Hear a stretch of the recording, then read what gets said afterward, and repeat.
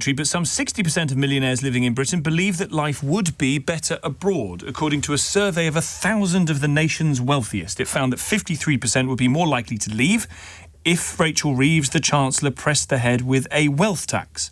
The migration consultancy Art and Capital, which commissioned the study, said it showed that Britain was at a tipping point. Dr. Ann Kaplan Mulholland is Canadian, castle-owning, non-dom, self-made multi-millionaire, and joins me live. I think, Anne, from what I can see behind you, presumably from your castle in Kent. Very good morning to you. Good morning. It is in my castle in Kent, yes. Beautiful scenes. Now, we have spoken many times before about this issue. You have, I think, set yourself up to move to Milan. Is that right? We're moving to Italy, and we have fairly much completed our application process and all of the due diligence that goes with it. So we're in a very serious, we're moving. When do you move? We have to move by April 5th, because then our day count starts and our day count ends. So that'll be our 4 years in the UK. Right. So that is the point at which you are upping sticks and leaving. Yes. Why have you decided to do that? Because we're being taxed, according to Rachel Reeves, on our worldwide income. We have multiple businesses worldwide. We have properties worldwide, and we will be taxed on that. We also have the inheritance tax, which doesn't make any sense for us. We're very happy to stay here. We do not want to go. But it doesn't make any sense to be paying tax in England, setting up the infrastructure we have, investing millions and millions of pounds in England, and then be taxed on worldwide income that we're already paying tax on. Why would anyone stay and be double taxed? This is the non-dom regime that this is a non-dom regime because we're non-domicile residents of the UK. Talk to me about the inheritance tax bit as well. So what is it about the inheritance tax changes that you say mean that you're going to leave the country? Well, we would be taxed on worldwide assets, and they would not be protected by trusts.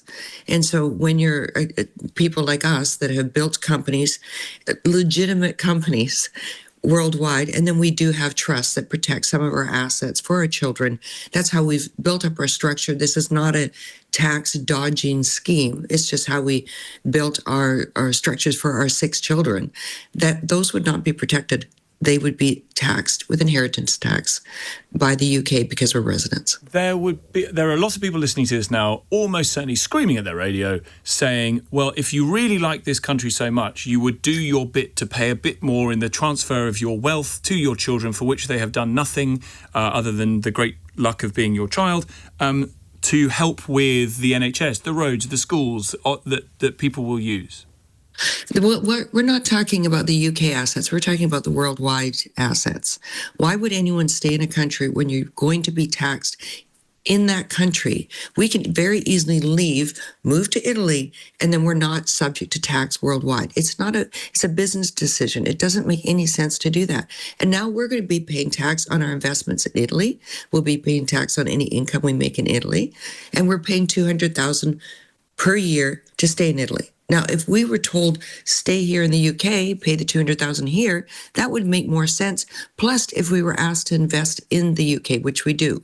So we're investing about £25 million in the UK, and we're taxed on that. Plus, our 100 employees are taxed on that. So why would we make a bad business decision when we're already investing in the UK, we're already paying tax in here, and it's very easy for us to just pack up and go and not have to do that?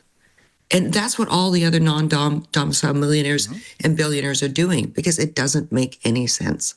Very good to talk to you. Thanks for coming on, Ann Kaplan Mulholland. Canadian castle-owning, non-dom, self-made, multi-millionaire, speaking to us from her castle in Kent. Here's Gavin. Tom, I'm not a millionaire. I'm not even a 10,000er.